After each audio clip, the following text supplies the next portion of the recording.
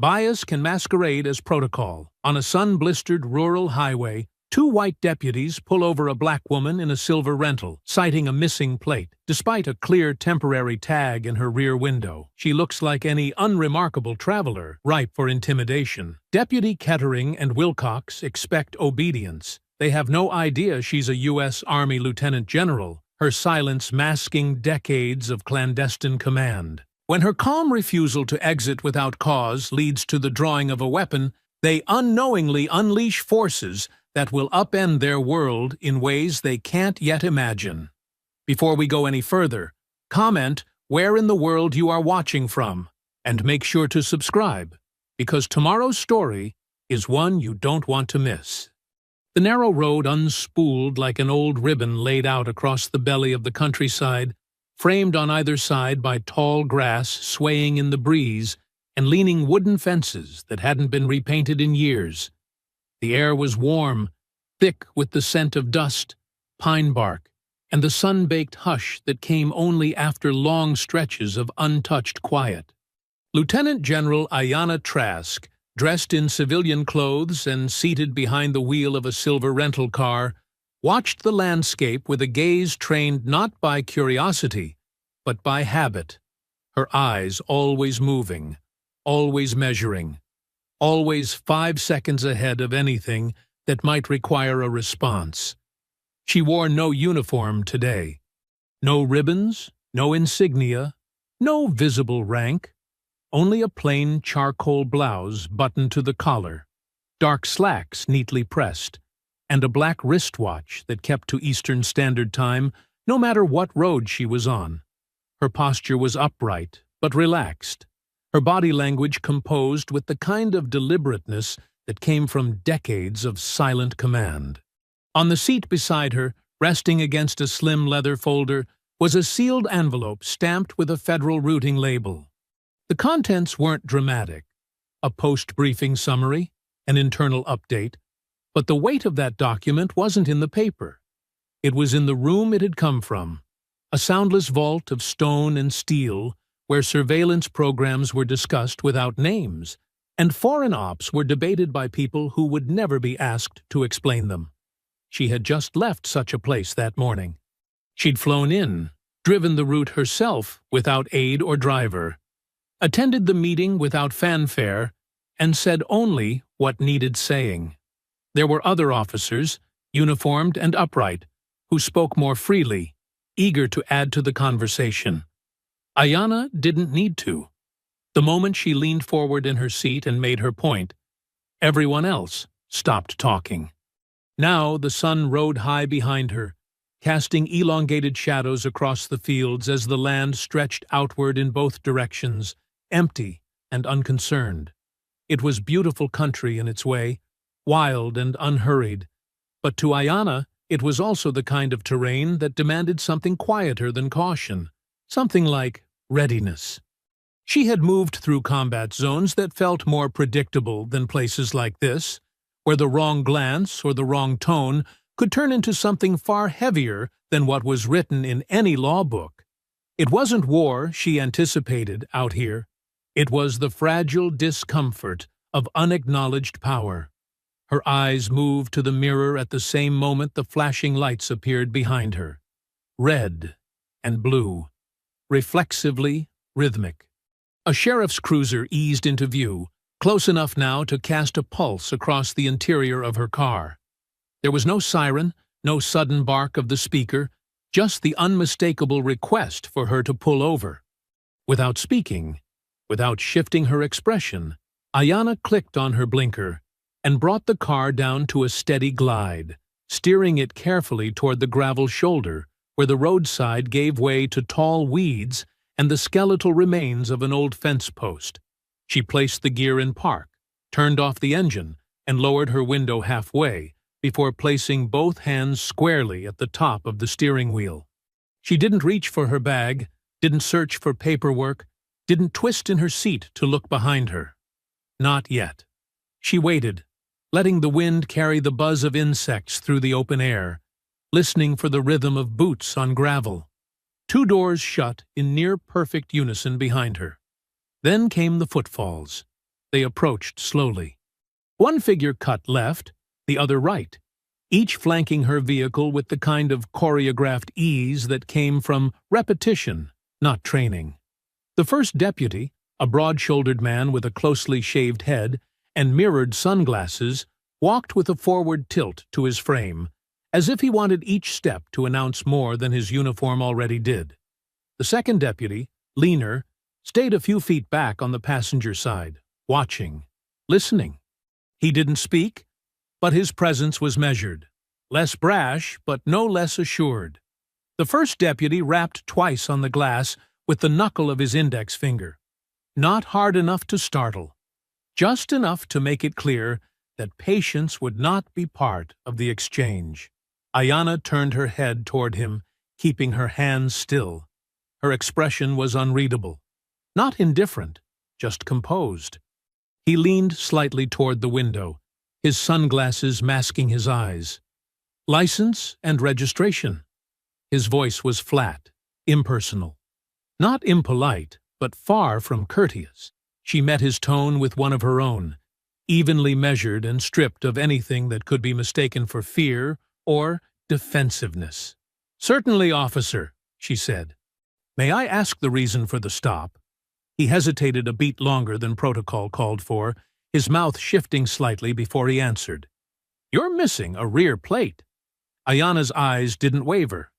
"This is a rental," she replied. "There's a valid temporary tag affixed to the inside of the rear window." The man didn't turn to check. He didn't ask for clarification or glance toward the glass.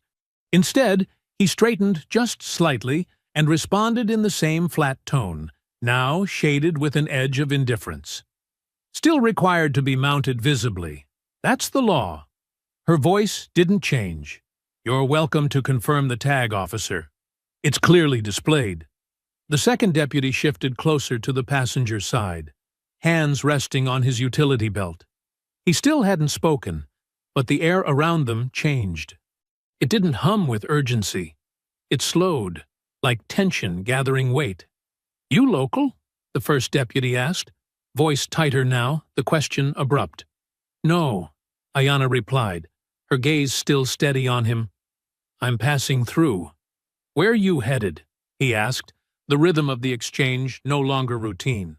She paused just long enough to emphasize calm without appearing hesitant. "I'm returning to Virginia."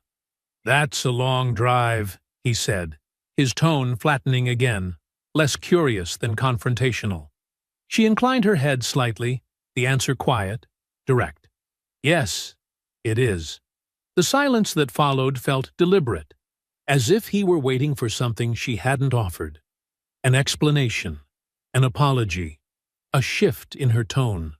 When none came, his expression hardened into something colder, and the pause that followed was no longer professional. It was personal. "Step out of the vehicle," he said finally, the words coming slow, stripped of courtesy. Ayanna did not move, only turned her head slightly as if to make her next words clearer. "Officer," she said, her voice as steady as before, "I'm exercising my right to understand the reason for being asked to exit the vehicle. If possible, I'd like to speak with a supervisor."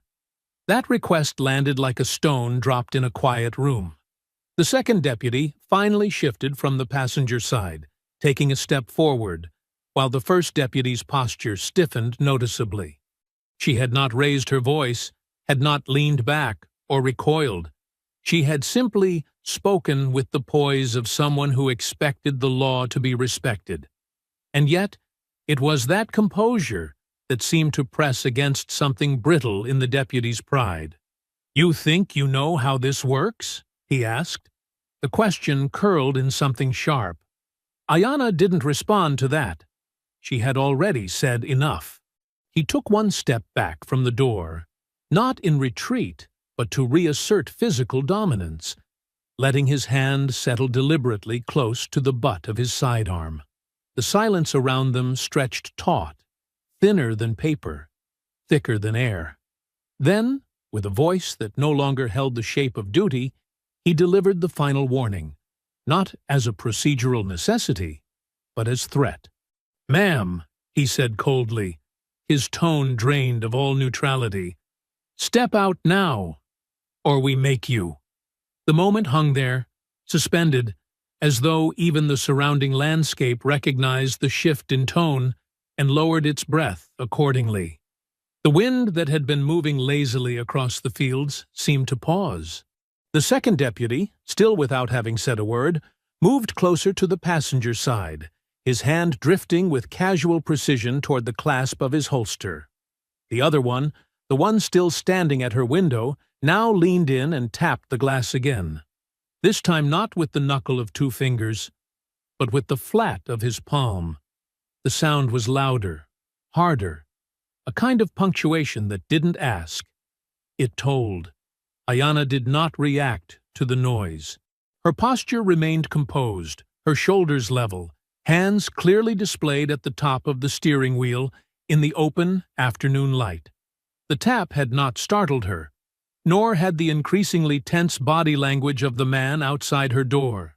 She had encountered men like him before, on borders, in negotiation rooms, at checkpoints built less on law and more on ego. There was always a moment when the uniform was no longer the source of power. It was the hand resting on the weapon that began to speak instead. She turned her head, slowly and deliberately, so he could see her face, see that she wasn't flinching, wasn't hiding, wasn't unaware. Her voice, when it came, was quiet but undeniably firm. "Officer, I've complied with your requests. The vehicle is properly tagged, my documentation is in order, and I've answered all of your questions. Unless there is a clear legal reason, I would prefer not to exit the vehicle until a supervisor arrives."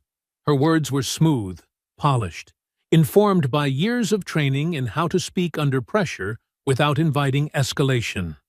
But out here, on this quiet stretch of nowhere, where the air hummed with heat and unchecked authority, that very restraint became its own kind of provocation. The deputy stiffened slightly at the mention of procedure, his jaw tightening just enough to betray the irritation that had been steadily building since the moment she spoke her first word. In his world, cooperation meant submission, and anything less than that read as defiance. She hadn't shouted, she hadn't resisted, but she hadn't folded either, and that was more than enough to press his pride into action. "You're being uncooperative," he said, stepping back just far enough to unclip the strap across his sidearm. The motion was practiced and fluid, not rushed, not reckless, but unmistakable in its intent. His hand hovered close now, the leather creaking faintly under his thumb, as though the weapon had been waiting to be needed all along. On the other side of the car, the second deputy, Wilcox, had begun to move as well. He rounded the rear of the vehicle with slow, deliberate steps, his gaze fixed ahead but not searching.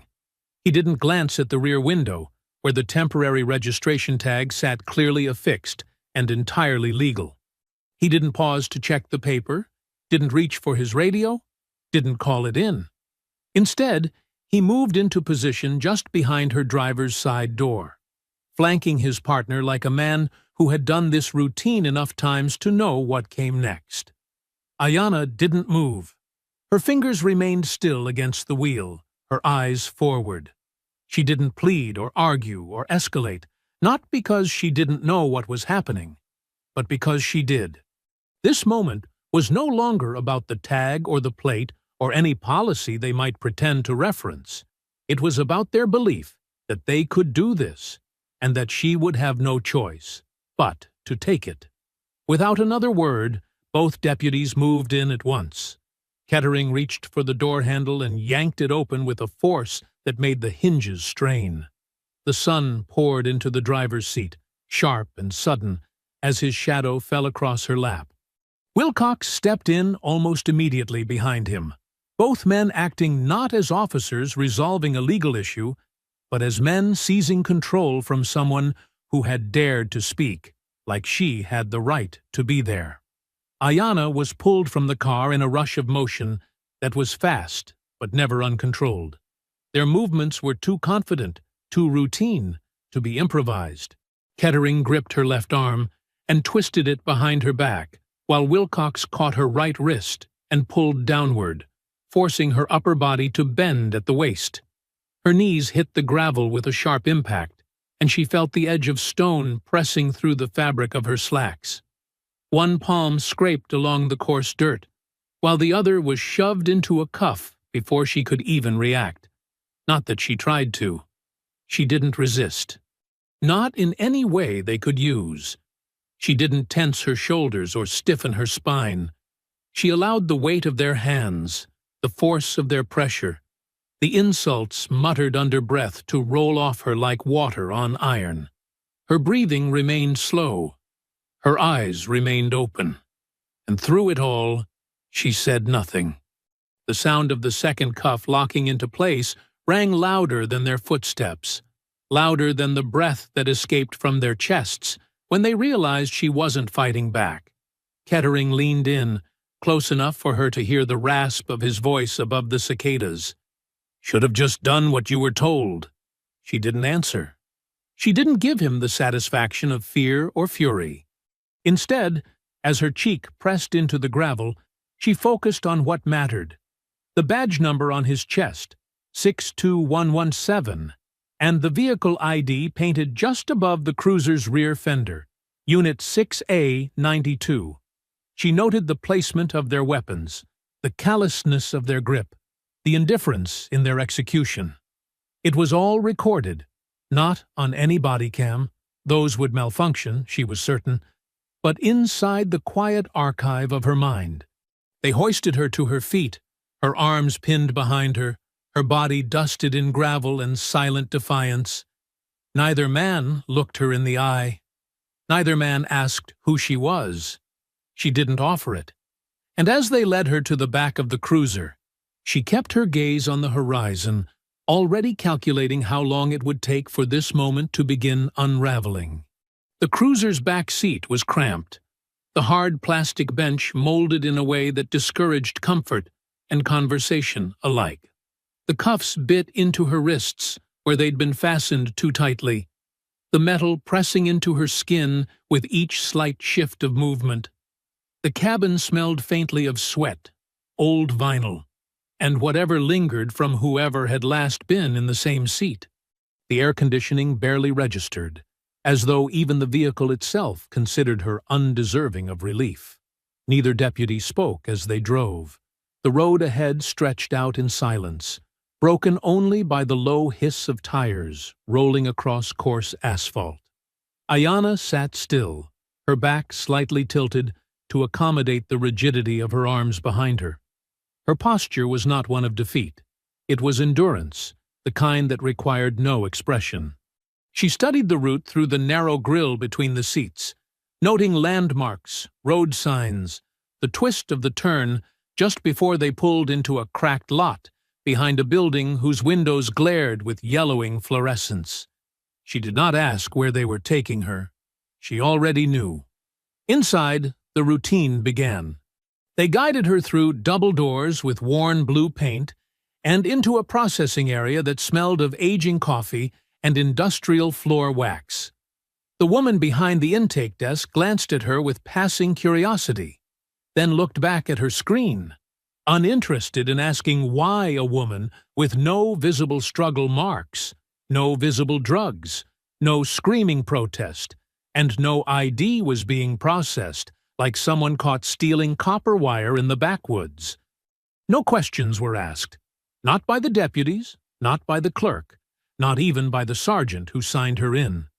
Her fingerprints were taken, her wrists uncuffed, and her belongings, a leather wallet with sanitized ID, an unremarkable key, and a federal-issued burner phone, were placed in a plastic tray with a barcode she never heard them scan. The fluorescent lights overhead flickered once. Behind her, one of the deputies, Kettering, muttered under his breath as he removed his gloves. Another one, thinking she's above the law.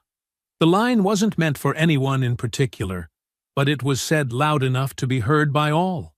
No one laughed, but no one challenged it either. Ayana stood quietly as her photograph was taken. Her posture did not falter.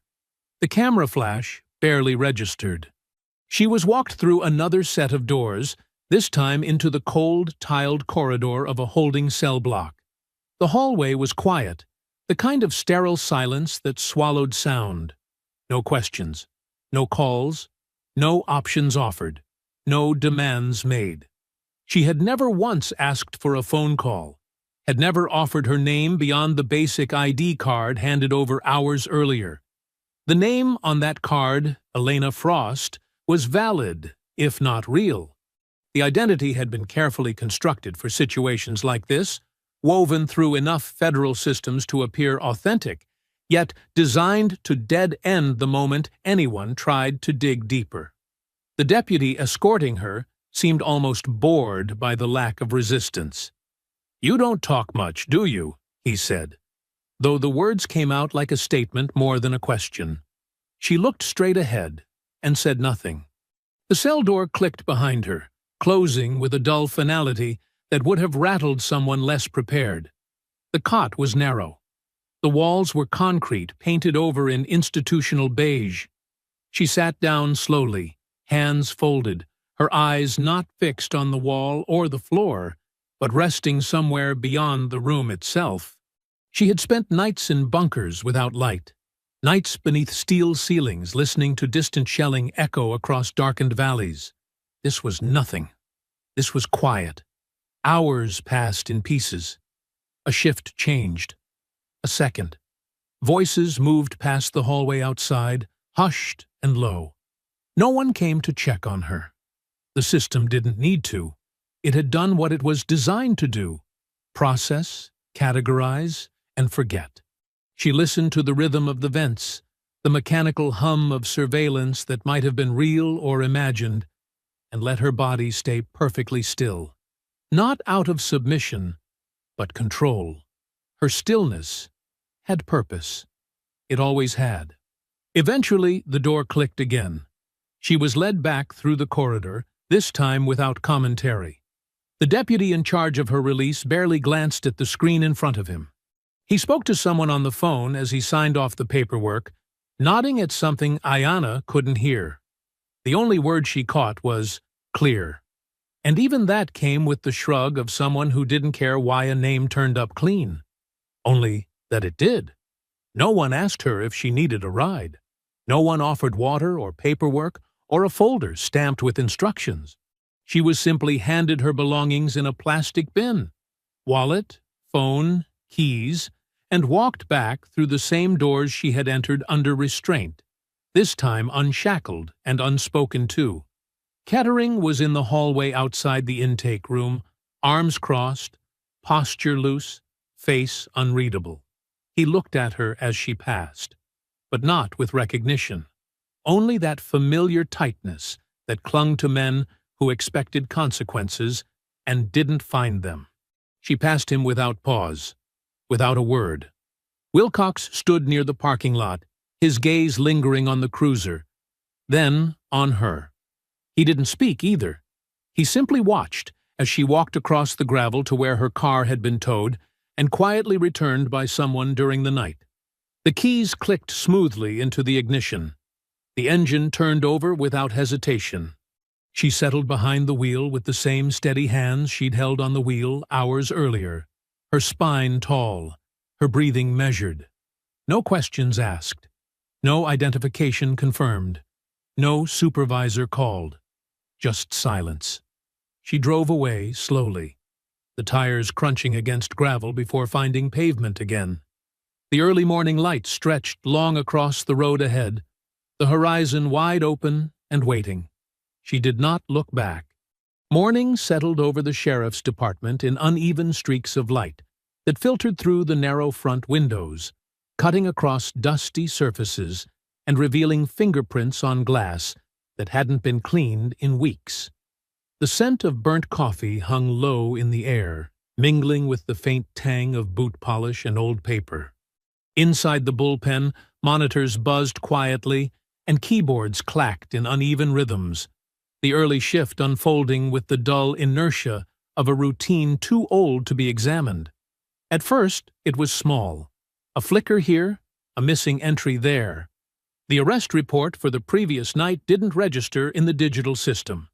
Kettering clicked through the interface, then refreshed, then tried again. Each time, the screen returned with the same vague error. Entry incomplete. Submission blocked. He muttered something under his breath, loud enough for Wilcox to hear from the next desk over. Wilcox glanced over the top of his monitor but said nothing, his own screen reflecting a separate issue. His internal email inbox had begun rejecting outbound messages with strange formatting errors he hadn't seen before. The kind of thing IT always blamed on the user. But he wasn't doing anything unusual. At least, not today. Kettering tried to re-enter the arrest record, this time skipping the incident description altogether and inputting just the basic fields. Time, location, name. The system froze. Then the page blinked and closed itself. "You getting anything weird on yours?" Kettering asked without looking up. Wilcox nodded, though his jaw was tight. "Mine just bounced 3 reports. Not even big ones. Junk files, really." He leaned closer to his screen and squinted at a flagged message. Access denied by external filter, followed by a line of gibberish code that didn't belong to any department protocol. Kettering reached for his desk phone, intending to call records to see if their side had picked up the arrest log, but the line clicked without a ring, then went dead. He put the phone back down slowly. Then he tried again. This time it rang once before disconnecting. "They're updating the system again," he said flatly, not because he believed it, but because saying it out loud gave it shape. Wilcox didn't answer. Across the room, Officer Damon Price entered with a fresh notepad tucked under one arm and a half-empty thermos in the other. He was younger than most in the department, still carrying that quiet balance of alertness and restraint that marked someone still listening more than he spoke. He walked to his desk, nodded to the receptionist, and set the thermos down gently before logging in. His screen flared to life, familiar and unchanged, until he clicked into the report logs and noticed something strange. There was no entry for Kettering's traffic stop from the previous night. Price frowned and refreshed the page. The timestamp should have been there, a standard tag that marked every interaction by cruiser location and officer ID. But the gap was obvious. A blank line where a row should have been, as though someone had started the record but left before saving anything. He double-checked the date, then the vehicle number. Still nothing. He stood slowly, his notebook still unopened on his desk, and made his way over to the printer server in the hallway alcove, where the hard copies were automatically generated for arrest logs once they cleared approval. The machine was running, whirring softly, but when he flipped through the stack in the output tray, there was no mention of an arrest between 5:12 p.m. and 7:02 a.m., a 7-hour blackout. Price returned to his desk and opened a new file on his terminal. He began jotting notes, not on paper, not by hand, but in a quietly encrypted folder tucked beneath a subdirectory most users wouldn't bother looking through. Just observations, dates, names, gaps. He didn't ask questions yet, not aloud.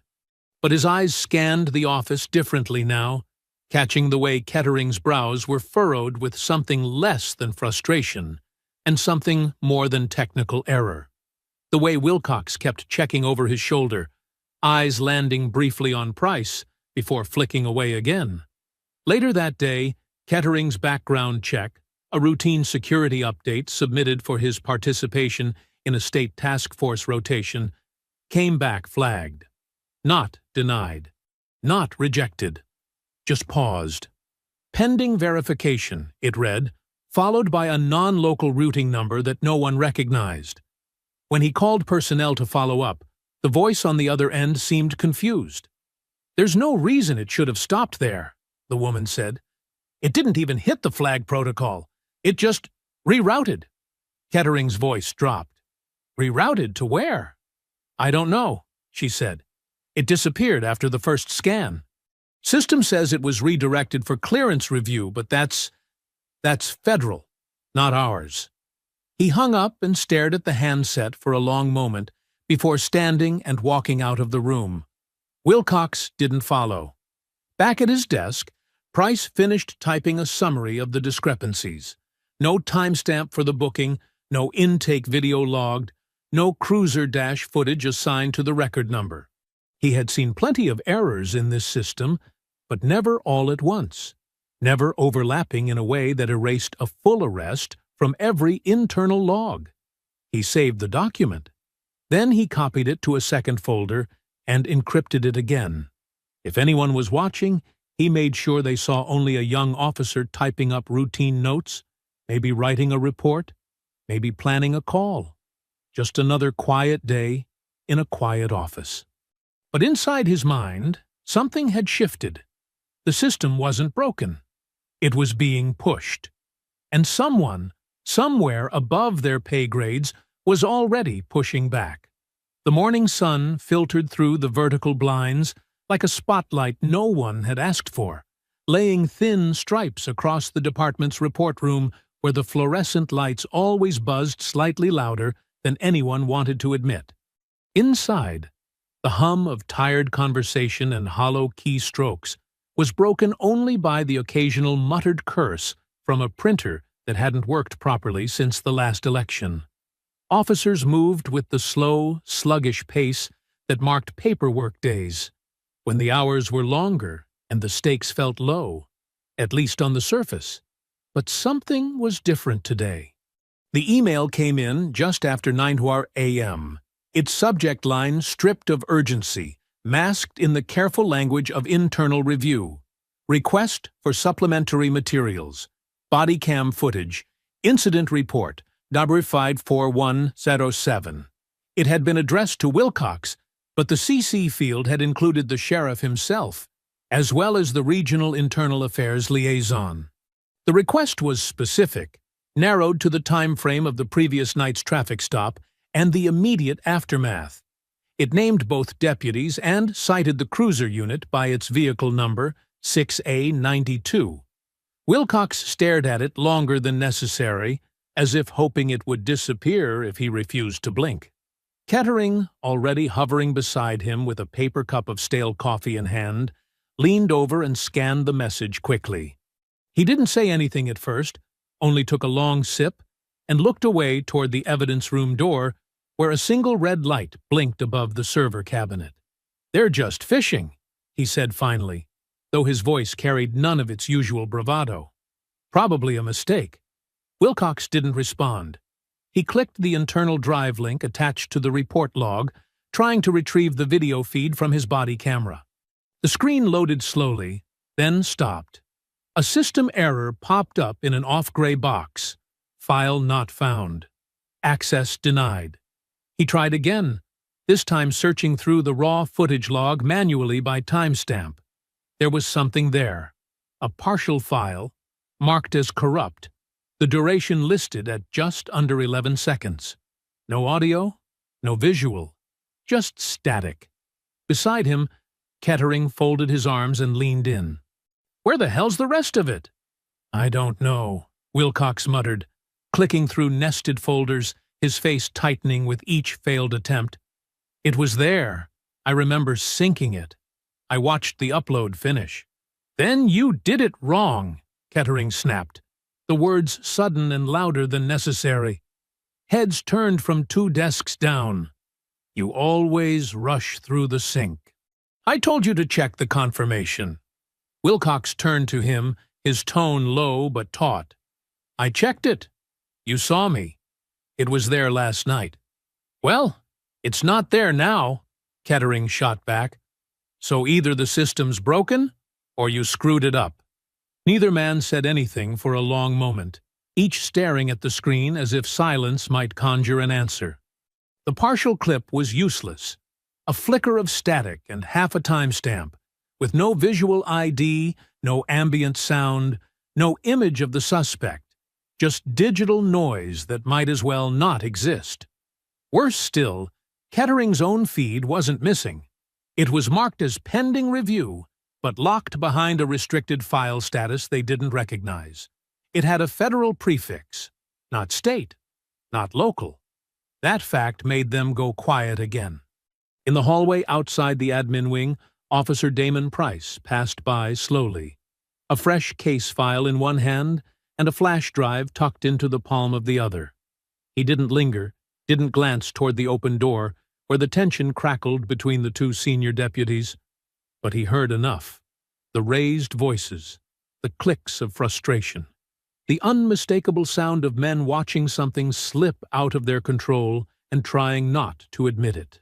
He returned to his desk and sat down, opening the drawer to his right and sliding the drive into place beneath the loose paper tray, where it clicked into the department's USB port beneath the surface lip.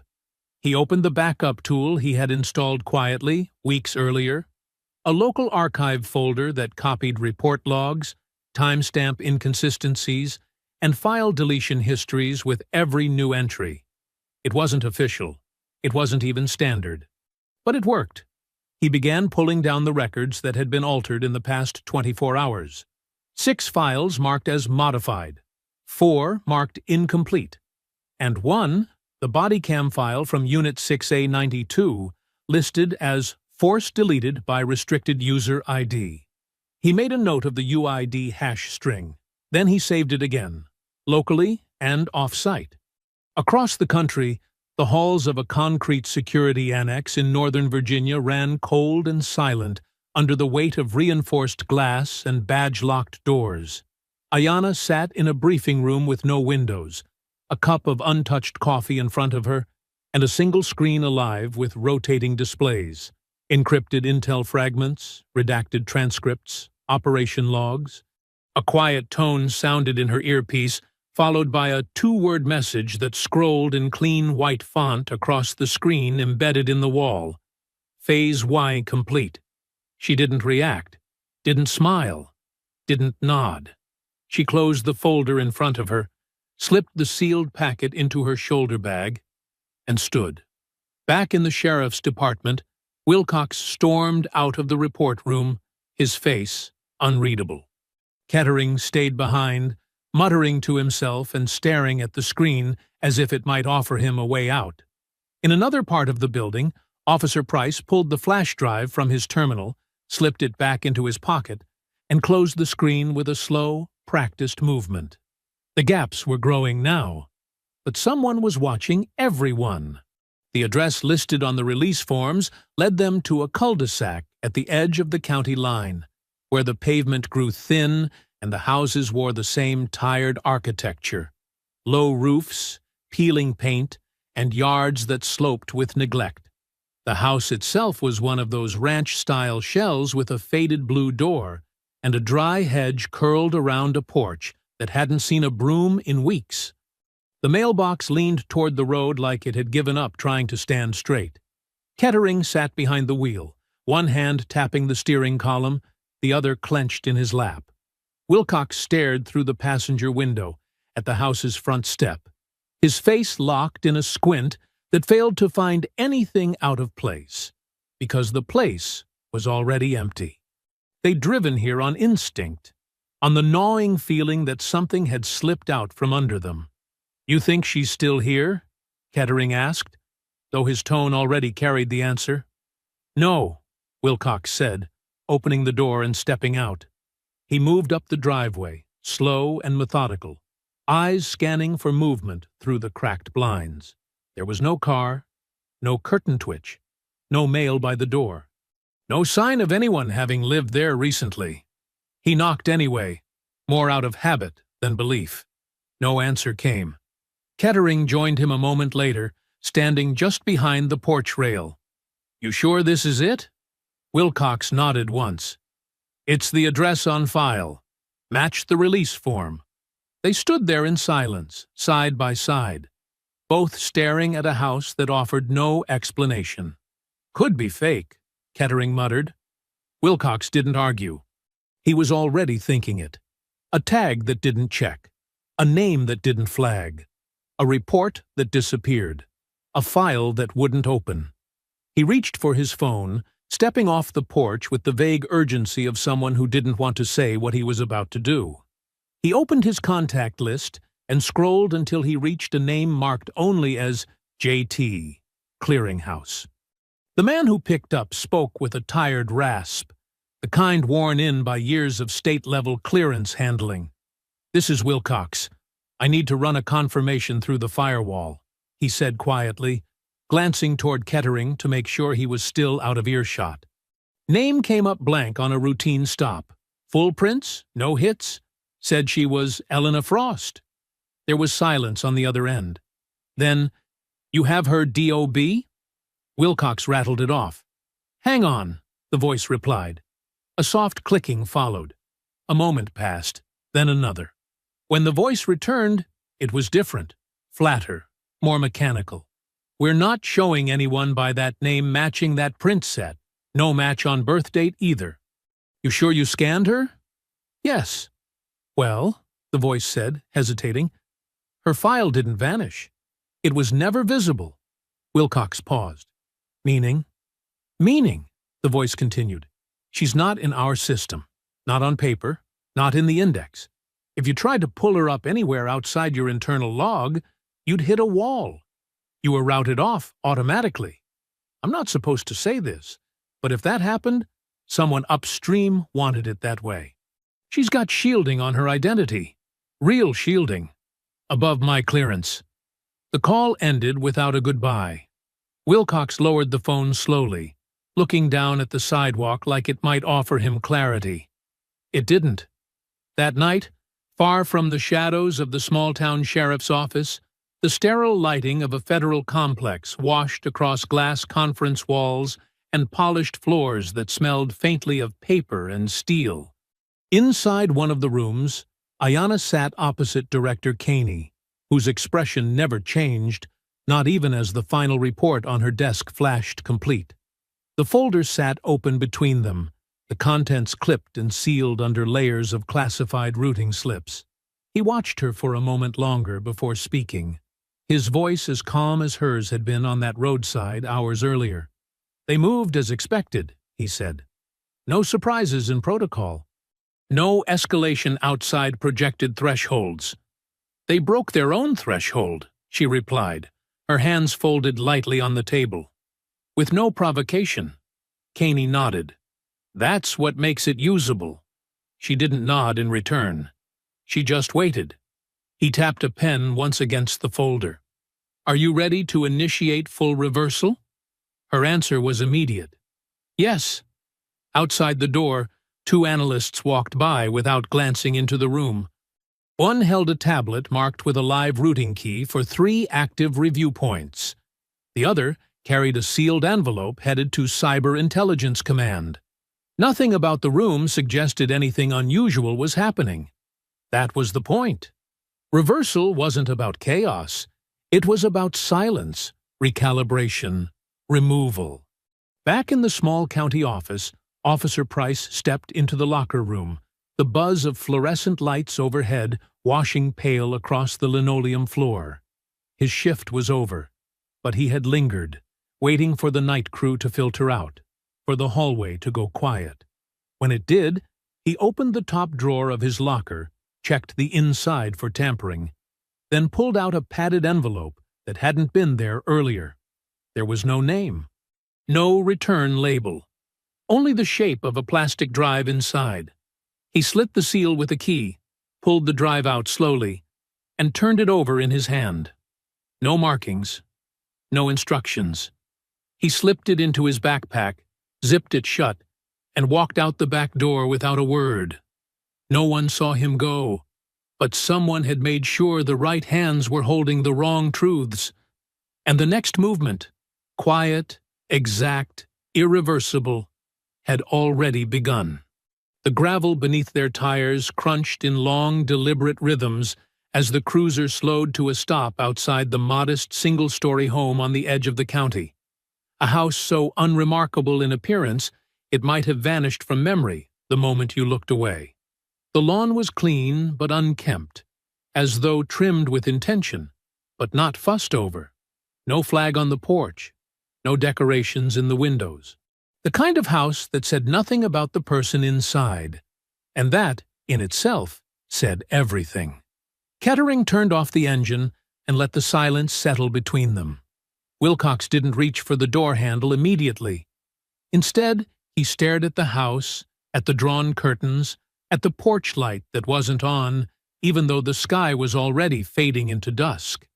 They had driven here without a radio call, without a report to justify their visit. There was no paperwork, no summons, just the cold heat of frustration that had been growing since the footage went missing, and the files locked themselves behind restricted access. Neither man had said what they were doing aloud, but both knew. This wasn't about the law anymore. "This her place?" Kettering asked, though the question came from a place of defiance, not doubt. Wilcox didn't answer. He was already opening his door. They stepped onto the sidewalk with the measured confidence of men used to being the ones who made people nervous. Their uniforms bore no fresh dirt, no visible sign of the evening's purpose, but their hands hung close to their belts, and their steps were just fast enough to carry intent. They were 6 feet from the porch when the front door opened. Ayanna stepped outside without a word, her presence immediate and absolute. She wore her full-dress uniform, pressed, precise, unyielding in its authority. The dark green fabric caught the dying light and gave it nothing back. Her insignia was displayed clearly across her chest. Lieutenant General, Army Intelligence Division. The ribbons above it told a deeper story, of campaigns completed, of commands held, of nations crossed under fire and silence alike. She did not raise her voice. She didn't need to. On either side of her stood 2 men in plain clothes, each positioned just a pace behind and half a step out from her shoulder. Their expressions were unreadable, their posture neutral but unmistakably trained. No words came from either of them. They didn't move. They didn't blink. Their silence carried weight.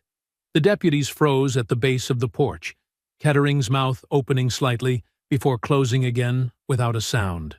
Wilcox's eyes moved first to the men, then to Ayanna, lingering on the bars of her insignia before trailing down to the faint gleam of polished metal above her breast pocket. Ayanna took a single step forward, her gaze level and direct.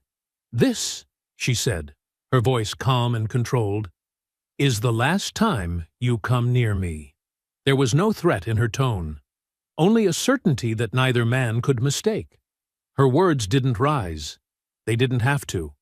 She spoke like someone used to being heard the first time, like someone who had never needed to repeat herself. Kettering blinked, his fingers curling slightly against his thigh, not from aggression, but from confusion. The woman they had pulled from a car and dragged across gravel was now standing before them, wrapped in a history neither of them had been prepared to confront. Wilcox shifted his weight, his voice finally returning, though brittle and uncertain. This isn't what it looks like." Her eyes didn't move from Kettering. "I know exactly what it is." Behind her, the 2 men remained still. Their silence was more powerful than anything either deputy had brought with them. Wilcox took a breath as if to speak again, then stopped. The moment was already over. Ayanna hadn't invited them here, and now they understood. They hadn't come by their own choice either. The 2 deputies turned in near unison, retreating with steps quicker than their approach. They reached the cruiser and climbed inside without another word. The engine roared back to life, but neither looked back as they drove off into the descending dusk, their headlights throwing long shadows across the road as they disappeared into the distance. Ayanna remained on the porch until the vehicle was gone, her shoulders still, her presence unshaken. The plainclothes agents waited until she turned and re-entered the house before following. Across town, in the quiet corner of a nearly empty office, Officer Damon Price stood behind a closed door, facing an internal affairs officer who barely concealed his irritation. "I'm not sure what you were hoping to find," the man said, tapping the report folder on the table with 2 fingers. "But you triggered a review flag with your access history. Multiple restricted queries. Logs pulled without approval. That's not nothing." Price didn't flinch. He had expected this. "I was verifying inconsistencies," he replied. "The data isn't aligning with our protocols." "That's not your job," the officer shot back. His voice clipped. "And it sure as hell isn't something you do without supervision. You're lucky this is just a written warning." The reprimand was slid across the table, its wording carefully measured to avoid admitting what they both knew. Price had seen something he wasn't supposed to. And now, the department had to mark him as out of line without asking why the line had been crossed in the first place. He signed it without comment, folded the paper, and tucked it into his pocket. As he walked out of the room, he didn't look back. He didn't need to, because while they tried to close the gap behind him, Price was already 2 steps ahead, holding truth they couldn't erase, and following a path none of them could see. Not yet. The next morning brought a tension to the department that no one could name out loud. A shift so quiet it might have been imagined if not for the cold facts stacked inside the system like misplaced bricks. Kettering arrived just after 7, expecting the day to unfold like every other. Log in, clear calls, maintain posture. Instead, his keycard, once dependable, clicked twice against the security pad at the front entrance before flashing red. He tried again, pressing it harder as though the extra force might fix what had already been decided. Still red. Denied.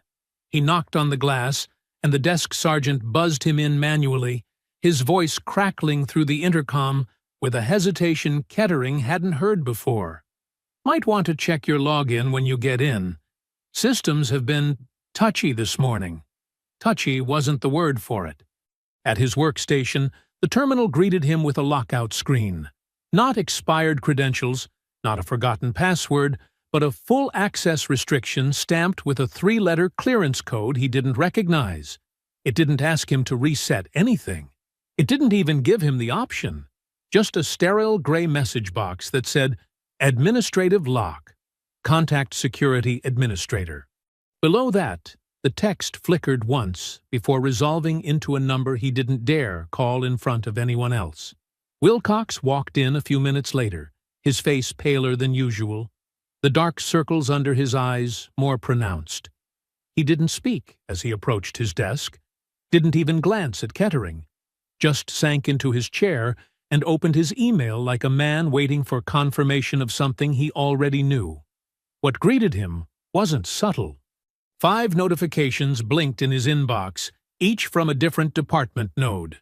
Internal audit, vehicle assignment review, body cam retention request, 2 labeled with vague incident protocol check-in headers. The timestamps were consecutive, each one marked as escalated, each one tied to a date they both recognized. He opened the first. It cited his missing footage. The second requested written confirmation of cruiser location logs. The third, a digital signature from the state evidentiary board he hadn't dealt with in years. But it was the 4th email, short, unsigned, and marked with a classification tag outside local jurisdiction, that made his stomach turn. Subject: Asset Tracking Request. Your access has been logged. Internal integrity review pending. Do not contact external channels. No sender. No footer. No option to reply. He closed the screen and pushed back from the desk, his chair sliding quietly across the floor, the sound somehow louder than it should have been. Kettering looked at him then, not with anger or confusion, but something far heavier. They weren't losing control. They'd already lost it. The system wasn't responding to them anymore. It was closing in. In a neighboring city, across a layer of bureaucracy thick enough to insulate anything but the most direct assault, a document moved silently between encrypted channels. It bore no department logo, no agency seal. Just a project code name printed in bold, colorless text. SILO, it stood for Strategic Internal Law Oversight, a program that technically didn't exist, at least not in any form available to the public, to the press, or even to most federal staffers. It had been built under the premise that systemic abuse didn't just require exposure, it required removal. Quiet, targeted, unsentimental removal. SILO didn't deliver press conferences or produce viral footage. It didn't engage in lawsuits or trials. It didn't need a courtroom or a news cycle. What it did was simpler. It collected patterns, built profiles, and erased problem actors before the rot reached the root. Not through violence, not through spectacle, through silence, through structure. Through systems that bent themselves inward until the weight collapsed, the corrupt from inside out. Ayanna had not been caught in the system. She had been sent by it. Her profile had been selected months prior. Not because she was a victim, but because she was a weapon already tested in the darkest corners of foreign conflict, repurposed now for domestic calibration. Her rank was only part of her value. Her history, her silence, her restraint, that was what made her useful. She didn't need to be protected. She needed to be unleashed. And now that phase 1 was complete, the full reversal had begun. Not against a department, but against the myth of untouchability. Back at the station, murmurs began to spread. Not about the incident itself. Most didn't know, and those who did weren't asking. But they noticed the small signs. Access logs quietly redacted, memos rerouted to oversight boards no one had heard of before, Kettering's badge reclassified from active to administrative standby. Wilcox had received a phone call that morning from a state oversight agent who refused to identify himself, and only asked one question. "Have you spoken to anyone about the stop?" Wilcox hadn't answered. Not because he didn't want to, but because he understood now that the question wasn't about the stop. It was about the silence that followed it. And silence, in this case, was the loudest signal of all. In a quiet neighborhood across the state line, Ayanna sat alone at a clean desk beneath a window, with the blinds half drawn. The room was unremarkable. White walls, no visible surveillance, nothing to suggest a classified briefing node sat beneath the floorboards. A simple laptop rested open before her, screen split between surveillance logs and real-time procedural updates. A single icon in the corner blinked once, then stilled. She scrolled through a new list of names. None of them surprised her. The system didn't need her to speak. It only needed her to act. And when it had, the ones who thought they could bury mistakes in red tape would finally learn what it meant to be seen by something that never needed to blink. The article appeared with no fanfare, buried beneath stories of citywide budget hearings and a weather update predicting rain that never came. It was published on a watchdog outlet that few outside government circles read, its layout utilitarian, its bylines mostly ignored by mainstream platforms. But for those who knew what to look for, the subtext carried more weight than anything printed in headlines. The headline read, "Quiet Council. Are domestic agencies using military tools in civil oversight?" The opening paragraphs spoke in speculation, not accusation. A string of unnamed sources, references to sealed documents, mentions of strategic frameworks, and oversight mechanisms that blurred the lines between civilian and federal authority. It cited an unnamed program, possibly military adjacent, designed to flag and isolate patterns of misconduct within law enforcement without public disclosure. There were no agency names, no operation codes, no direct claims. But the implication was enough. Those in the know, especially the ones who had once believed themselves untouchable, felt the ground shift beneath their feet. The article didn't scream. It whispered just loud enough to rattle the structure. By midday, the sheriff's department buzzed with tension, not about the content itself. Most hadn't read the article, but about the calls that followed. A state oversight coordinator left a message for the sheriff asking about procedural transparency. A congressional liaison flagged an internal review that had previously been marked confidential. A reporter called Wilcox's personal phone and asked with surgical accuracy, "Did you knowingly violate federal protection parameters during the stop?" Wilcox hung up without answering. Kettering, having been effectively frozen out of his credentials, paced the parking lot in a slow, angry circuit, checking his phone every few minutes as if expecting someone to call and explain what was happening to him. No one did. Behind a desk tucked into the corner of the records wing, Officer Damon Price opened a sealed envelope that had arrived in his inbox during the lunch lull. Inside was a note typed on plain cardstock and a folded slip of paper marked Resolution Agreement. There was no signature, only a line at the bottom for his own. The message above it was simple and brutally direct. Drop your inquiry. Stop your downloads. Keep your badge. No questions. Alongside it was a cashier's check made out to him personally. Enough money to buy silence. Enough to suggest someone had read his reports and wanted them to end. Price stared at the check for a long time without touching it. The ink shimmered faintly in the light. His name spelled out in full. The account number blurred beneath the watermark. He folded the paper, replaced it in the envelope, and slid the whole package into his bottom desk drawer, closing it softly. Then he locked the drawer and turned back to his screen. He deleted nothing. On the other side of the country, in a classified annex nestled between rows of secured office spaces and one-way mirrors, Ayanna sat across from a federal liaison whose name didn't appear on any government roster. The woman's voice was clear, her diction precise, but her questions curved like test wires reaching for exposed circuits. "We've had an inquiry flagged from a House subcommittee," the woman said, "about the program." She didn't use the word silo. Ayanna didn't blink. It was inevitable.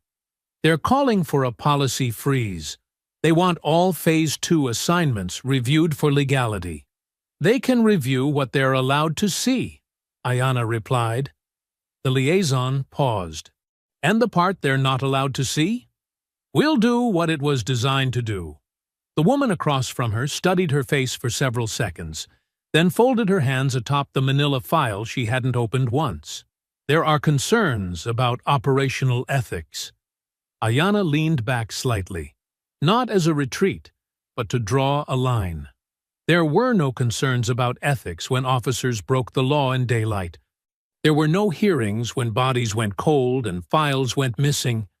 There was no moral crisis when accountability stopped at the badge. The silence that followed was heavy, but it didn't press against her. It settled instead on the other side of the table. Outside the windowless room, the hallway remained still. A wall of photos displayed personnel who had rotated through clearance positions over the past 3 decades. Not one of them looked back at you. Later that afternoon, Officer Price received another envelope. This one had no letter inside, only a drive, a duplicate of the one he'd hidden, but marked with a timecode index and a file tree that hadn't been in the original. Someone had added context. Someone higher up wanted him to keep going. He plugged it in quietly, checked the source tags, and saw the classification key tied not to the department, but to the Department of Defense. The footage he watched next didn't just show Ayanna being pulled from her car. It showed the stillness in her hands, the precision in her breath, the way she cataloged everything without saying a word. And in the corner of the footage, near the tail light of her rental vehicle, was the faint, unmistakable glow of a tracking tag. Military issue, invisible to anyone without thermal scope access. She hadn't just been stopped, she had been placed. And now, the cleanup had begun. Price backed up the footage, saved it to 3 separate drives. labeled each copy under a different name. He didn't know where this was going. Not yet. But he understood something now. Silo wasn't theoretical.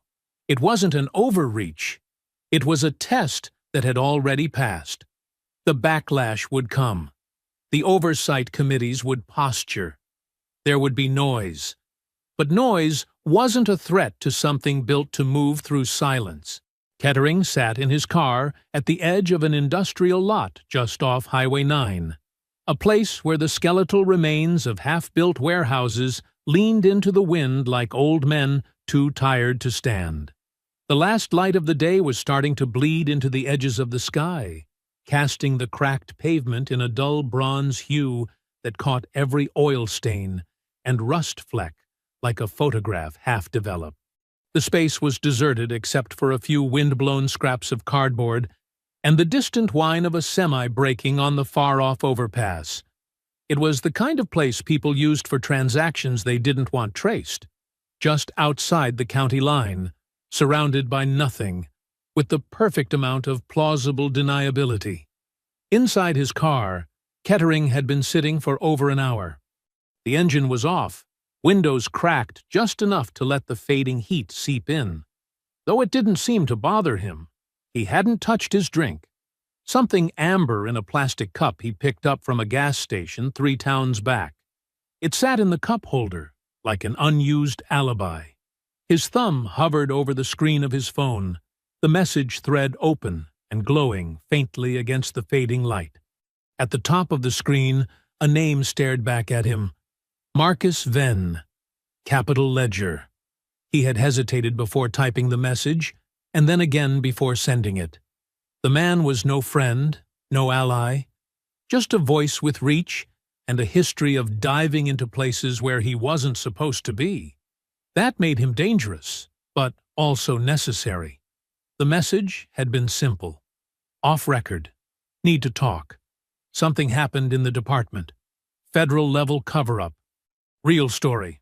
No politics. Venn responded faster than expected. How soon? Followed by, send the address. Kettering did. He chose the lot specifically for its absence. It had no streetlights, no cameras, no neighbors, just dust and memory. He sat there now, waiting, glancing at his side mirror every few minutes, as if it might catch the flicker of headlights long before his eyes did. But Venn never came. Not in 20 minutes, not in 40, not even after the last streak of daylight disappeared, and the wind changed direction, pushing the smell of fertilizer from a nearby field across the lot. Kettering checked his phone again. The message thread was gone. Not deleted. Gone. No contact name. No conversation. When he tried to re-enter Venn's secure address, it bounced with a foreign error code he didn't recognize. He refreshed the page. Tried again. Nothing. Back in his home 2 hours later, Kettering sat at his desk and pulled up one of his lesser-known media tracker sites, an aggregator for internal newsroom moves. He hadn't used it in years, not since his brother-in-law had tried freelancing for a political rag out of North Carolina. There it was, buried in a sidebar no one would notice unless they were looking for it. Marcus Venn, investigative columnist with the Capital Ledger, has accepted an overseas assignment effective immediately. All inquiries will be redirected to editorial staff. No send-off article, no farewell, not even a sign of where he'd gone. Just a neatly folded disappearance tucked behind polite press language. Kettering didn't move for a long time. He just sat there, one hand resting lightly on the desk, while the other curled slowly into a fist. Across town, Wilcox had returned from a short grocery run to find 2 vehicles he didn't recognize parked down the street from his house. They weren't black like in the movies, nor were they flashy enough to attract attention. Just bland, mid-size sedans with state plates and tinted windows dark enough to swallow faces. At first, he didn't pay them any mind. He grabbed the bags from the back seat, made his way up the steps, and unlocked his door with the practiced ease of someone who didn't yet know he was being watched. It wasn't until he went back out to move his car that he saw them again. Still there, still dark, still silent. When they finally approached, they didn't knock. They didn't introduce themselves. They walked up the porch in coordinated silence and presented a sealed document with no visible agency letterhead. A woman with salt and pepper hair and an ID badge that looked wrong in all the right ways handed it to him. Her eyes were unreadable. Her tone was distant. "This is a federal seizure order," she said without inflection. "Cross-agency review. Items listed will be retained indefinitely." Wilcox read the lines slowly, not fully comprehending until her colleague brushed past him into the foyer without waiting for permission. Within minutes, they had opened drawers, unplugged electronics, and boxed up hard drives and USBs he hadn't used in years. His personal laptop, his backup work tablet, even an old phone from a past assignment, wiped clean, but never thrown out. They didn't explain further. They didn't accuse him. They simply acted the way people do when they don't need anyone else's permission. He followed them room to room, not stopping them, not helping either. When he finally asked what the justification was, the woman glanced at him and offered the same phrase again. Cross-departmental review. No more. No less. That night, Wilcox sat at his kitchen table, surrounded by silence that had once meant privacy and now meant surveillance. He tried logging into his bank account. The error message appeared before he could finish typing his password. Account temporarily frozen. Contact administrator. When he called the helpline, a cheerful automated voice informed him that an internal audit was underway, and further access would require clearance he no longer had. The moment the call ended, the silence settled deeper. A kind of stillness that made even the humming of the refrigerator feel accusatory. At the same hour, in a secured facility several states away, Ayanna Trask stepped into a briefing room where the air felt vacuum-sealed and sterilized. The walls were lined with embedded monitors, soundproofed against external frequencies, and backed by reinforced material not listed in any contractor blueprint. There was no insignia on the walls, no digital log of who came and went, and no cameras within sight. The men and women who passed through here were documented only by memory, and even that could be stripped if necessary. She was already dressed in the same sharp uniform she had worn in combat zones, the silver of her insignia glinting beneath the recessed ceiling lights. Director Reed waited by the table, tall and spare, wearing the kind of suit that said more about silence than status. He nodded to her once, then gestured to the folder resting near the center of the table. She approached, opened it, and scanned the contents without asking for context. She didn't need any. Phase 2 is cleared, Reed said simply. 3 new sites. They want anchors by the end of the quarter. Ayanna's gaze never left the pages, but the temperature of her presence seemed to shift, settling into something sharper, more directed. Understood, she replied. We'll need embedded analytics within 2 weeks. No contact logs, nothing traceable. Reed closed the folder for her and slid it back toward the center of the table. You'll have it. They've already greenlit expansion in Dade, Owensboro, and Tenley Park. We're building the structure. They want someone who's been proven. Ayanna looked up then, the faintest flicker of satisfaction breaking through her composure. We're not just proving anything anymore, she said. We're executing. The lights above didn't flicker. The screens around the room didn't shift. But something in the air tightened, as if even the walls were holding their breath. She walked out of the room without waiting for further instruction. In her office, under another name in another building, Ayanna pulled up a database marked only with a rotating cipher. It took 3 levels of biometric clearance to access. When it opened, a fresh list of names appeared, cross-indexed with internal affairs, complaints, video footage, suppression records, and disciplinary patterns that hadn't triggered external scrutiny. It was a graveyard of second chances, every name an echo of power abused under the assumption that no one was listening. Ayanna scrolled slowly. She didn't need to read their histories. She already knew how every story ended, and she had just written the next chapter. Kettering woke before the sun, not because he had somewhere to be, but because his body had already begun standing watch, its tension rising in the silent hours while his mind chased shadows. The air in his bedroom was still, weighted with that faint metallic scent of overworked electronics, machines that had been left running overnight, humming softly as if they too were on edge. The glow of his desktop tower, usually steady and reassuring, pulsed like a signal waiting for acknowledgement. But as he crossed the room and reached for the mouse, the monitor stayed black. He jiggled it once, then again, but nothing changed. With a furrowed brow, he crouched to press the power button. The screen flickered briefly, a flash of static that bled into nothingness. A dull whine from inside the casing was the only reply, like the last breath of something that had quietly died hours before. He turned toward his laptop next, trying to rouse it from sleep. Nothing. Not even the faint click of a hard drive waking. When he opened the lid, the screen remained blank, as lifeless as the air around him. His breath caught in his throat as he looked to the shelf beside his desk. The burner phone, the encrypted USBs, even the backup drive he hadn't plugged in since January. They were all dead. No lights, no reaction, no trace of life. This wasn't a power surge or faulty wiring. It wasn't random failure. It was extraction, precision erasure. The kind of wipe that left no mess, no clue, and no hope of recovery. Someone had ghosted his digital footprint with the kind of finesse that didn't come from the public sector.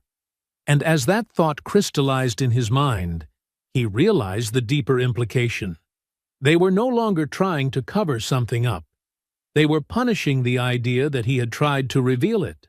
He moved toward the corner of the room, knelt beside a loose floorboard, and reached for the slim folder he had sealed there months ago.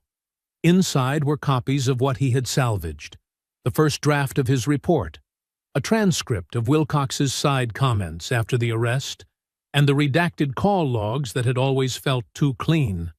He slid the board open and reached inside. The folder was gone. His spine stiffened. He stood, turned, then froze. The front door exploded inward with a sound like thunder cracked open. The air filled instantly with shouted commands and blinding white beams from high-powered flashlights. They moved fast, 6 of them, maybe more. No warning, no knock, no warrant announced, just coordinated entry, practiced hands and boots, stomping through a life that had already been erased. He didn't move. There was no point. When the arms grabbed him, twisting behind his back, he didn't resist. When his chest hit the floorboards, splinters biting into his cheek, he didn't ask questions. The ones who came weren't there to answer. As they hauled him upright, his hands cuffed tightly behind his back, someone read out a charge, legal, airtight, and freshly unsealed, tampering with a sealed domestic abuse case under active review. He almost laughed. He remembered that case, remembered refusing to reclassify it as a misunderstanding because the woman's testimony had been too clear, her injuries too precise. He had documented it carefully, preserved everything. Back then, they had thanked him for his thorough diligence. Now they were using it to put him in a cage. The cruiser ride was quiet. The officers didn't speak to him, and he didn't speak to them. He watched the sun rise through the barred rear window, a dull orange smear against a horizon that no longer offered promise. By the time they reached the processing station, the media had already moved on. There was no story now, just a case number and a man who no longer had access to his own defense. Back in Washington, Ayanna stood before a new map. 3 new cities, Dade, Owensboro, Tenley Park, each marked with a soft digital pulse, each with files already logged under code names and internal flags. Reed had delivered on his promise. Now it was her turn to deliver on hers. She made no announcement, filed no official memo. She simply reactivated an old algorithm, one originally designed to hunt foreign terror cells that had morphed into domestic indicators after too many incidents ended in silence. The same system that had once mapped IED zones in Fallujah now scanned data points pulled from obscure complaints, internal officer reviews, traffic stop patterns, and coded language in precinct memos. And somewhere deep in that system, another name surfaced, another target who didn't know they'd already been chosen. Ayanna didn't react. She logged the timestamp, ran a secondary review for flags, and closed the file. The operation was no longer about what had happened to her. It was about what couldn't happen again. The sun had not yet risen over the sleepy county line when the official notice was quietly posted on the internal department bulletin board. The language was sterile, nothing more than a timestamp, a badge number, and a brief line that simply read, Deputy Martin Wilcox, status, inactive, effective immediately. No press release followed. No official briefing gathered the ranks. There was no morning address, no hallway whispers beyond those that carried their own weight in silence. Wilcox's locker had already been emptied by the time most of the department arrived for the early shift. The door stood ajar, cleaned out so completely it seemed he had never been there at all. A uniformed courier, one no one could place, and who wore no insignia save a faint patch with a security barcode, signed for the contents without exchanging more than 2 words. He left through the back stairwell without ever glancing at the front desk. By the time the sun reached its full height in the sky, Wilcox's name had vanished from the digital duty roster. His credentials, badge number, clearance level, network access, showed as deactivated. Not suspended. Not under review. Just erased. The internal affairs system simply redirected anyone searching for his file to a blank screen with a placeholder note. Request denied. Code level authorization required. No charges were announced. No detainment location was disclosed. The chatter died faster than it rose, as though whatever had reached out and plucked Wilcox from his post had also stolen the collective breath to ask where he'd gone. At home, hours later, Officer Damon Price stood in the narrow entryway of his duplex, staring at the envelope in his hands.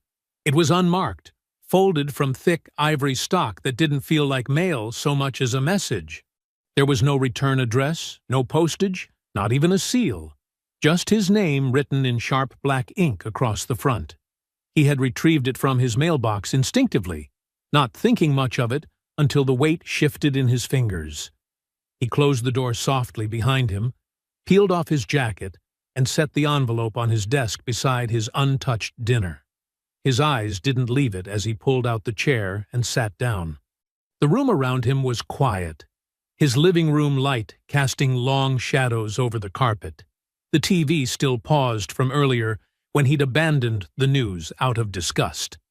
Price picked up the envelope and opened it slowly. Inside, cushioned against the heavy paper, was a single bronze coin, solid, smooth-edged, about the size of a silver dollar. He turned it over in his palm, noting the faint tarnish around the edges and the deep engraving in the center. On one side, an eagle perched on a pedestal without inscription. Its wings weren't fully spread, not in flight, but extended just enough to suggest readiness.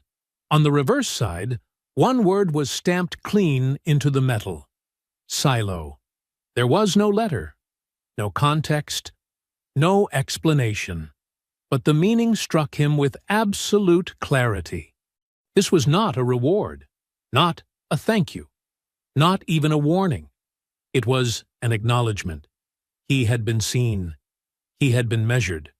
And whoever had sent this coin knew exactly how far he had gone, and how far he was still willing to go. Price leaned back in his chair, the coin resting in the center of his palm, its cold metal anchoring the thoughts beginning to churn in his mind. The footage he'd found, the gaps in the arrest logs, the way internal systems had begun subtly shifting around names like Kettering and Wilcox, all of it pointed to something far larger than a rogue traffic stop, something embedded, something strategic.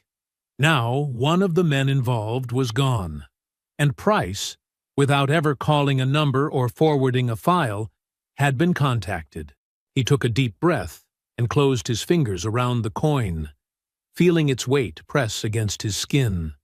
He didn't know what came next, not exactly, but he knew this was not over. And somewhere in the dark corridors of an unlisted office, behind closed doors where the names of officers and civilians alike were arranged into patterns no public court would ever see, another list was already updating. Wilcox was no longer on it, but Price was. The highway bent gently around the curve, the edge of the shoulder tapering into an open sweep of land that looked nearly identical to the one Ayanna had driven across months before. The same leaning fences remained, still unpainted and half swallowed by weeds, the same stretch of open sky pulling low over the horizon with a kind of quiet that never asked for attention. Her hands rested loosely on the steering wheel, fingers relaxed, yet her posture retained the stillness of control, not born from ease but from preparation. It wasn't vigilance, not anymore. It was what remained when vigilance had become second nature, when one no longer questioned whether they were being watched or targeted, but instead moved with the calm assurance that if something were to come, they would already be halfway through their response before it fully arrived. The road hummed beneath the tires of the silver vehicle, familiar now, not because it was welcoming, but because it had already betrayed her once. Still, no tension passed through her jaw, no check glances into the rearview mirror, no trace of apprehension in the way she carried her presence inside the space. The days of instinctively bracing for a second patrol unit to crest the bend behind her were over. Nothing followed.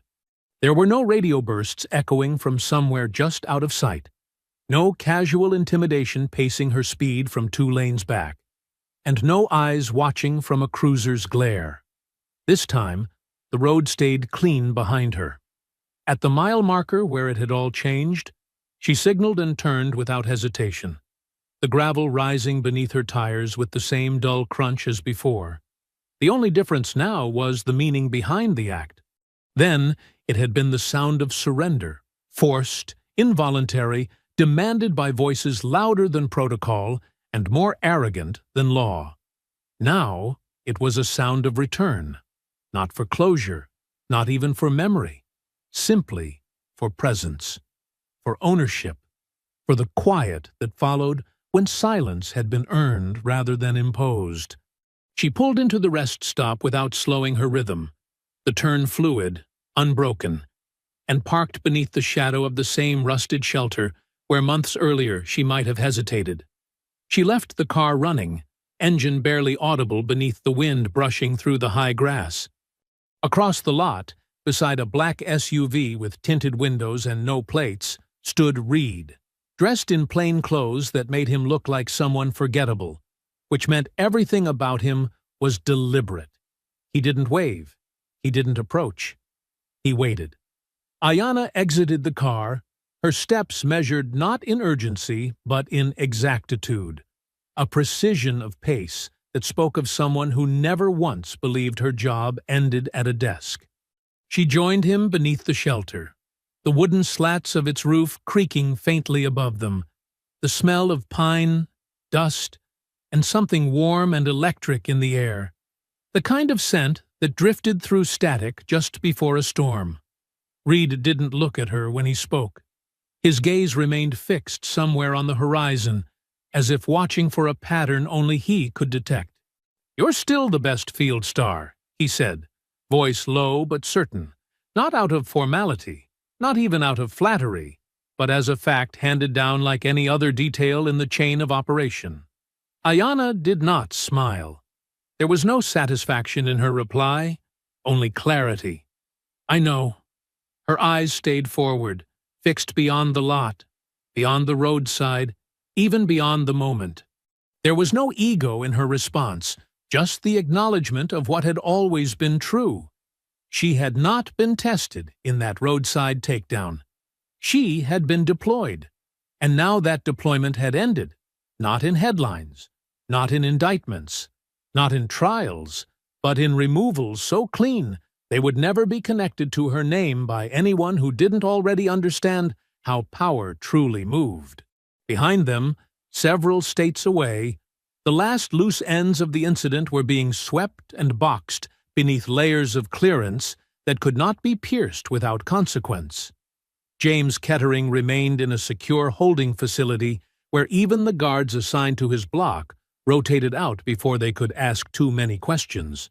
His court date, if it ever arrived, would be postponed indefinitely, always pending, always scheduled for a later review, buried in the bureaucratic molasses of domestic misconduct investigations that never reached the surface.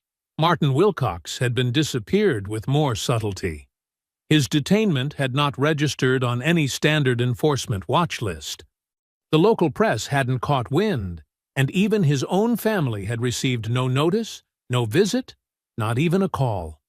The story, as it would be remembered by those who knew nothing of what had truly happened, would quietly suggest that he had burned out, resigned early, maybe even fled something he couldn't explain. No one would say blacklisted. That word didn't exist in the lexicon of polite departments. But inside systems that didn't use words at all, only access points and gate codes, his name had been struck through like a corrupted file. There had been no need for revenge, no need for spectacle, only execution. Reed finally turned his eyes toward her, but his voice carried something else now. Not briefing tone, not protocol, but intent. Another stop this week. Different jurisdiction. Same pattern. She glanced sideways, not in alarm, only in recognition. What triggered it? He pulled a folded note from his coat pocket, passed it to her without elaboration. Temporary tag. Officer-initiated questioning. Right before the escalation, the system flagged the vehicle. Silent redirect went out. Supervisor ordered disengagement. Incident closed in 97 seconds. Ayanna unfolded the paper and skimmed it. The name on the report didn't matter. Not in the way the absence of follow-up did. There had been no takedown, no need for escalation. The system had done its work. Quietly, precisely, without needing her presence. Marine Corps analyst, Reed added. Wife and child in the car. Never even realized how close it came. Ayanna nodded, her fingers pressing the edge of the paper once before folding it again and sliding it into her jacket. Her thoughts had already moved on, not away from the incident, but through it, forward to the next node in the growing lattice of embedded surveillance, interagency flags, and algorithmic checks designed not to profile, but to protect. Not in theory, in practice. And in her pocket, the coin remained where it had always been. Bronze, cool, weighted with purpose. She didn't need to take it out to feel it. She didn't need to see its words stamped into the surface to remember what it meant. She turned and walked back to her car without another word. Behind her, the rest stop remained empty, wind brushing once again through the slats above Reed's head as he returned to his vehicle. There would be another meeting, another city, another node to calibrate, but not today. Today, the road stayed clear, and someone else, somewhere else, who had once believed their badge made them untouchable, had just been reminded that there were systems now watching systems, ones that didn't blink, didn't warn, and didn't wait for permission. The room where Ayanna Trask sat bore no signs of urgency. There were no flashing screens, no maps pinned to the walls, no red lines threading across regions with flagged activity. It was a space built not for decisions in motion, but for finalization, for conclusions signed, sealed, and archived. Her posture hadn't changed since she entered. Her back remained straight, her expression as composed as it had been months ago on the side of a dirt road lined by failing fences and indifferent trees. The difference now was that the mission had completed its arc, not because it had faded or because public notice had been taken, but because what needed to be removed had been erased with surgical precision. On the polished surface before her rested a single black-bound notebook. She opened it slowly, flipped to the final page, and wrote the last line of the operational log in clean, slanted script. No embellishment, no commentary, just a timestamp, a location code, and 2 initials. Then, without ceremony, she closed it, securing the elastic around its cover with a deliberate movement that felt more like a gesture of respect than closure. She rose from the chair, tucked the notebook into a case that matched nothing else in the room, and walked toward the exit without a single glance backward. Later that week, in a hearing held behind 3 layers of security and attended by no more than 12 individuals with clearance codes etched into military servers, Silo was presented, reviewed, and approved for permanent deployment. There were questions, of course, cautious voices warning about precedent, oversight, and long-term transparency. Ayanna answered everyone, not with passion, not with pleas, with data, with precision, with unflinching truth that had no need for interpretation. Silo was not a theory. It was a proven operation, and it was now no longer temporary. 10 more cities would follow. The team was already assembled. Field assets were live. The learning algorithm embedded into the core had evolved past its initial protocols, now capable of real-time pattern recognition drawn from suppression patterns, falsified stop reports, unfiled body cam activations, and dozens of other indicators that most departments never thought to encrypt. Silo didn't seek justice by reacting to violence. It prevented it by exposing corruption before it could metastasize. Yet beneath the structure, Ayanna had played her own game. She had always known there was a leak. The moment the timing of a back-end systems flag didn't match the data logs during Phase 1, she had started her own silent assessment. Not every betrayal was born of hatred. Sometimes, the most dangerous ones were born of ego. Her leak had been a rising star, impressive credentials, eager recommendations, fluent in every acronym of reform. But Ayanna had learned long ago that ambition unmoored from discipline was the most efficient way to sabotage an operation from within. So she let him in. She gave him access. Access to curated logs, fabricated site maps, even dummy operations designed to elicit questions he couldn't resist asking. Every file he pulled had been built for him. Every anomaly he flagged had been placed in his path. And when he finally shared what he believed was the damning core of Silo's existence with an outside source, Ayanna had already ensured that the story would collapse under its own falsified details. The publication that received it issued a quiet retraction 2 days later, citing compromised digital integrity. Now, standing in the corridor outside the Pentagon's Secure Records Wing, the man who had once believed himself a whistleblower stood flanked by 2 agents in tailored suits, without visible weapons. His face was pale, his shoulders drawn tight. Not because he feared exposure, but because he had just realized the scale of her foresight. She approached without haste, her footsteps quiet, precise. When she stopped before him, she didn't gloat. She didn't raise her voice. Her tone was even, her gaze calm.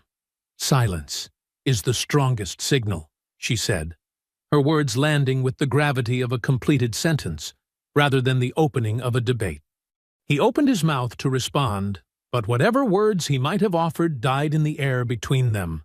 She turned before the agents did, not bothering to watch his removal. She didn't need to. His exit had been written before he even entered the program. She returned to her office in a building whose signage had changed 3 times in the last month, entered through the side entrance using a biometric panel that only activated for a precise sequence of pressure and timing. Inside, her desk was empty save for the notebook she had carried with her since the beginning. She placed it gently into a locked drawer, turned the key, and then opened her terminal. A new dashboard had appeared, one that didn't exist yesterday. 10 cities, 3 already live, 7 more greenlit. The screen showed no names, no faces, just coordinates and patterns. Outside, the sun had risen fully, casting gold and silver reflections off the rows of glass facades that lined the federal district. Ayana stood at the window and watched as a bird flew low across the avenue, cutting a diagonal line of movement that no one noticed below.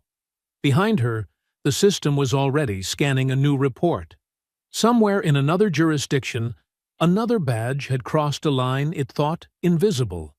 But the invisible lines were the ones CeeLo traced with surgical clarity. Ayana Trask had written the first chapter. Now, she simply turned the page. I hope you enjoyed that story. Please share it with your friends and subscribe so that you do not miss out on the next one. In the meantime, I have handpicked 2 stories for you that I think you will enjoy. Have a great day.